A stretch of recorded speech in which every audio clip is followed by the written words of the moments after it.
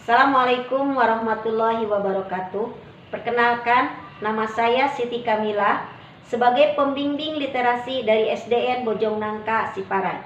Sahabat literasi, pada kesempatan ini saya akan mempresentasikan buku yang telah saya baca yang berjudul Batu Menangis.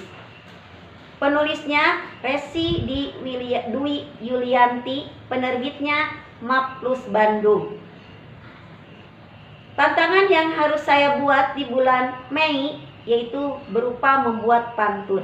Pantun yang telah saya buat, jika suka berburuk sangka akan terima akibatnya.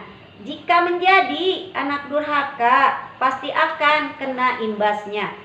Jika ingin hidup bahagia harus patuh pada ibumu. Jika durhaka pada orang tua akan berubah menjadi batu.